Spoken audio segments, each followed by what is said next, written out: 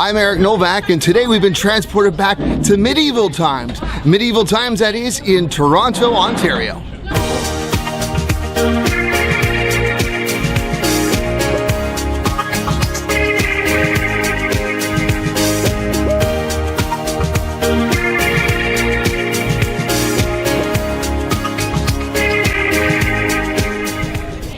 You know, many of us wonder what it was like to live in a previous era, in the medieval times, with chivalry and knights and horses and kings and queens. Well, we may not have to always look in history books for that, because here in Toronto, Ontario, as well as several other locations across North America, there's a live theater event sensation called Medieval Times. It's a wonderful experience. It's a dinner theater with live action of knights and jousting and horses and falcons, and we're here to experience it with my family, to meet some real royalty, and heck, why not?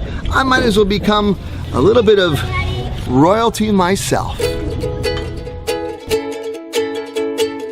Medieval Times Dinner and Tournament originated in North America in 1983 and now consists of 9 locations in total.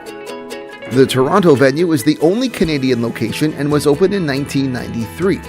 It's also the only location not housed in a replica 11th century castle.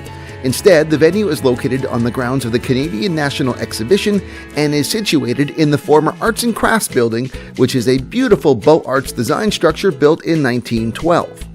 Other North American locations include Buena Park, Florida, Dallas, Baltimore, Orlando, Atlanta, Lyndhurst, New Jersey, Myrtle Beach, and Chicago. All told, Medieval Times has hosted more than 60 million guests since inception. The entire concept is built around an 11th century tournament and feast. Guests are treated to a dazzling and well-choreographed show featuring equestrian displays, live falconry, a tournament featuring competitions of skill and bravery by a cast of 6 knights, which eventually includes impressive jousts and hand-to-hand battles using real weaponry.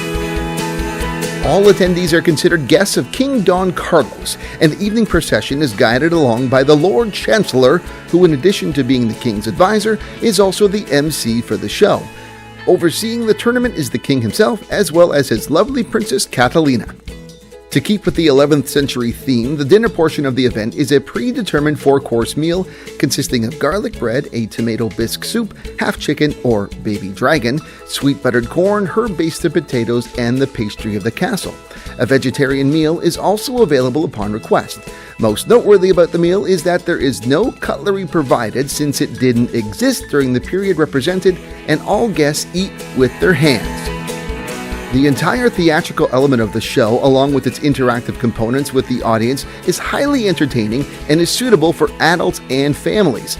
Seating is established by color code, and the guests are paired by color with one of the 6 performing knights, which give each attendee a particular knight to cheer for during the tournament.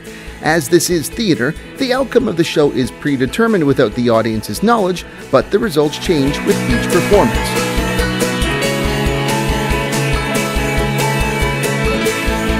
Now, prior to the show beginning, my family was given a chance to get a bit of a glimpse behind the scenes as horses and cast prepared for the show. You see? Guys, I'm telling you, fathers know best, all right? So when I say eat your vegetables, I mean it. Oh, that's... We also had a chance to speak with some of the cast members, including our victorious Red Knight, after the performance had completed.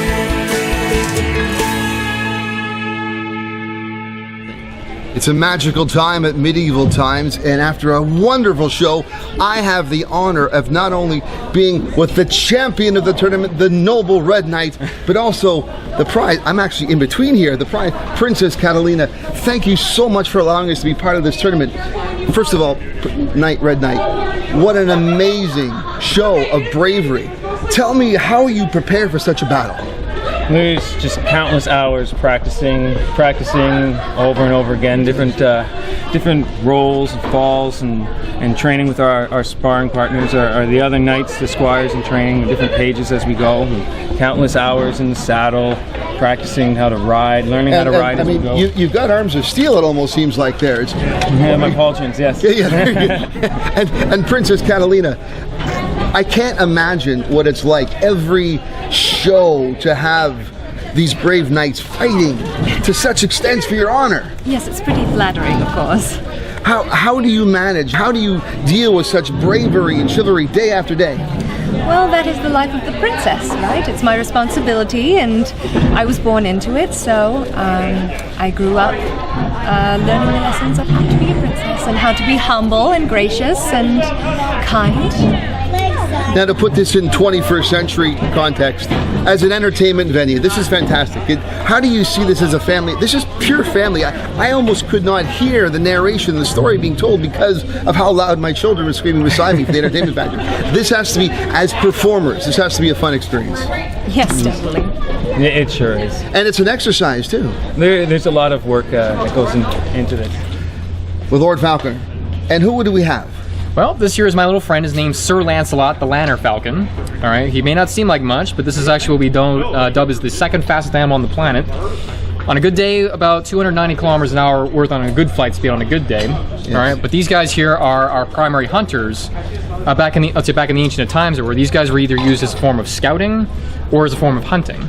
And it's incredible to watch them fly inside this theater. I mean, what's the capacity here of, it's probably about 1,000, 1,200 people or so? I would say more close to about 1,300 people. 1,300 people, yet he majestically flew low and high. I mean, obviously, there's a lot of training involved in this. Yes, absolutely. But one of the most important things to work with is, let's say trust and determination. I was going to say, there's got to be a lot of trust between the two of you as well. Well, because since these are predators, right, especially this particular breed, they are solitary predators, so the only way they're going to trust you there is if they know you firsthand. Right. All right, so if they don't trust you, they have no reason to want to coming back to you. Well, I know we've had a wonderful experience being here. We thank you both for not only for your athleticism, but your great acting skills and a wonderful entertainment situation all around. Thank you so much for joining us. Thank you kindly. And thank you, Oh, that's Lord. right. I learned the handshake. I learned the handshake. There we go. That's right. Raise up, I can hear.